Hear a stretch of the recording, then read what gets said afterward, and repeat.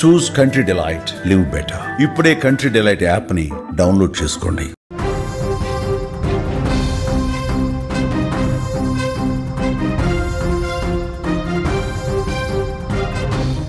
Breaking news చూస్తున్నాం. Japan ను వరుస భూకంపాలు భయపెడుతున్నాయి. 2 వారాల్లో ఇప్పటివరకు 900 భూకంపాలు. జపాన్లో భారీ ప్రళయం రాబోతోందని బాబా వంక జోస్యం చెప్పారు. బాబా వంక చెప్పినట్లు యుగాంతం రాబోతోందా? 2021లోనే జపాన్ అంతం గురించి చెప్పిన రియో టాట్సుకి వరుస భూకంపాలు యుగాంతానికి సంకేతమా? ఎస్, ప్రపంచంలో భవిష్యత్తులో జరిగే సంఘటనలు జ్యోతిష్య నిపుణులు అంచనా వేస్తూ ఉంటారు కదా. అందులోనే బాబా వంక కాలజ్ఞానం చాలా ఫేమస్ అయింది కూడా. ఈ ఏడాది జూలై 5న జపాన్లో భయంకరమైన విపత్తులు ఏర్పడే అవకాశం ఉందని ఆ దేశానికి చెందిన new Vanga Baba the future Aiza book లో తెలిపారు.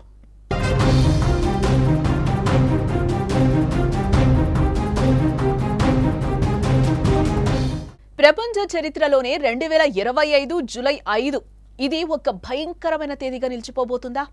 ఆ రోజు సునామీ వచ్చి వేల లక్షలాది మంది ప్రాణాలు కోల్పోబోతున్నారా? అల్లకల్లోలంగా ప్రపంచం మారబోతోందా అంటే ఎస్ అనే సమాధానమే వినిపిస్తోంది. నిజంగా జపాన్ బాబా వంగా రాసినట్లు నిజమైతే నెక్స్ట్ పరిస్థితి ఏంటి? ఇదే జపాన్కు చివరి రాత్రి కాబోతోందా?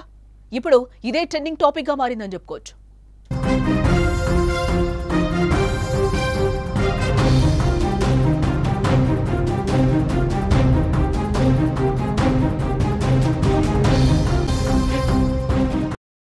జపాన్ కు చెందిన న్యూ బాబా వంక ప్రిడిక్షన్ ప్రకారం ఈ ఏడాది జూలైలో ఒక విపత్తు రాబోతోందని, జపాన్, ఫిలిప్పీన్స్ దేశాల మధ్య సముద్ర గర్భంలో చీలిక ఏర్పడుతుందని అంచనా వేశారు.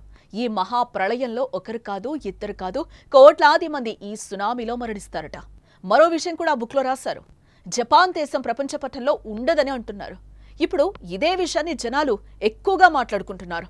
జపాన్ దేశానికి చెందిన ప్రసిద్ధ ఆర్టిస్ట్ రియో టాట్సుకిని జపాన్ బాబా వంగాగా పిలుస్తూ ఉంటారు జనాలు. ఈ జపాన్ బాబా వంగా కొమిక్ పుస్తకం ది ఫ్యూచర్ ఐసాలో జూలైలో జపాన్లో భారీ సునామీ రాబోతోందని రాసుకొచ్చారు. ఈ బుక్ 1999లో మొదటిసారి పబ్లిష్ అయింది. అందులో రియో అనేక భవిష్యత్తు సంఘటనలు తన దివ్య దృష్టితో చూసినట్లుగా తెలుపుతూ రాశారు.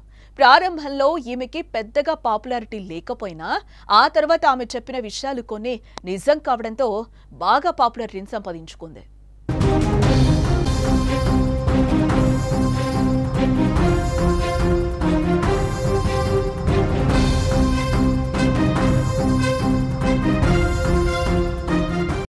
ఇక 2011లో జపాన్లో సంభవించిన తాహోకు భూకంపం, ఫుకుషిమా దైచి అణు విపత్తు గురించి గతంలోనే అంచనా వేశారు. అయితే ఎలాంటి శాస్త్రీయ ఆధారాలు లేకపోయినా జపాన్ వంగా బాబా టాట్సుకి చెప్పిన విషయాలపై జనాలు దృష్టి సారించారని చెప్పుకోవాలి.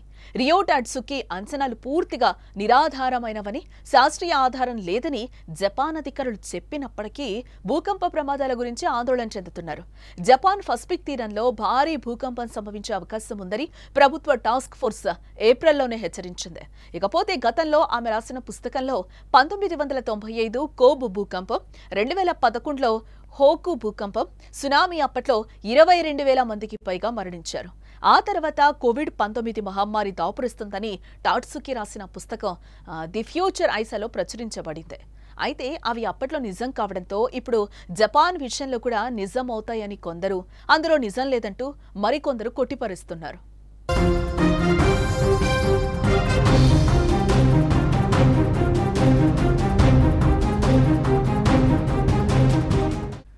ఎస్, ప్రపంచంలో భవిష్యత్తులో జరిగే సంఘటనలు జ్యోతిష నిపుణులు అంచనా వేస్తూ ఉంటారు. అందులోనే బాబా వంక కాలజ్ఞానం కూడా చాలా ఫేమస్ అని చెప్పుకోవాలి. ఈ ఏడాది జూలై 5న జపాన్లో భయంకరమైన విపత్తులు ఏర్పడే అవకాశం ఉందని ఆ దేశానికి చెందిన new Vanga Baba the future Aiza book లో చెప్పడం జరిగింది. అయితే ప్రపంచ చరిత్రలోనే 2025 జూలై 5 ఇది ఒక భయంకరమైన తేదీగా నిలిచిపోబోతుందా? ఆ రోజు సునామీ వచ్చి వేల లక్షలాది మంది ప్రాణాలు కోల్పోబోతున్నారా? అల్లకల్లోలంగా ప్రపంచం మారిపోబోతోందా అంటే ఎస్ అనే సమాధానం ఎక్కువగా వినిపిస్తోంది. నిజంగానే జపాన్ బాబా వంగా రాసినట్లు నిజమైతే నెక్స్ట్ పరిస్థితి ఏంటి? ఇదే జపాన్కు చివరి రాత్రి కాబోతోంది. ఇప్పుడు ఇదే ట్రెండింగ్ టాపిక్ గా మారిందని కూడా ఇక్కడ మనం చెప్పుకోవచ్చు. జపాన్కు చెందిన న్యూ బాబావంగా ప్రిడిక్షన్ ప్రకారం ఈ ఏడాది జూలైలో ఒక విపత్తు రాబోతోందని, జపాన్ ఫిలిప్పీన్స్ దేశాల మధ్య సముద్ర గర్భంలో చీలిక ఏర్పడుతుందని అంచనా వేశారు. ఈ మహా ప్రళయంలో ఒక్కరు కాదు, ఇద్దరు కాదు, కోట్లాది మంది ఈ సునామీలో మరణిస్తారట. మరో విషయం కూడా ఆ బుక్లో రాసుంది. జపాన్ దేశం ప్రపంచ పటంలోనే ఉండదని కూడా అంటున్నారు. ఇప్పుడు ఇదే విషయాన్ని జనాలు ఎక్కువగా మాట్లాడుకుంటున్న పరిస్థితి. జపాన్ దేశానికి చెందిన ప్రసిద్ధ ఆర్టిస్ట్ రియో టక్స్కీని జపాన్ బాబా వంగగా పిలుస్తూ ఉంటారు జనాలు. ఈ జపాన్ బాబా వంగ కొమిక్ పుస్తకం ది ఫ్యూచర్ ఐసాలో జూలైలో జపాన్లో భారీ సునామీ రాబోతుందని రాసుకొచ్చింది. ఈ బుక్ 1999లో మొదటిసారి పబ్లిష్ అయింది.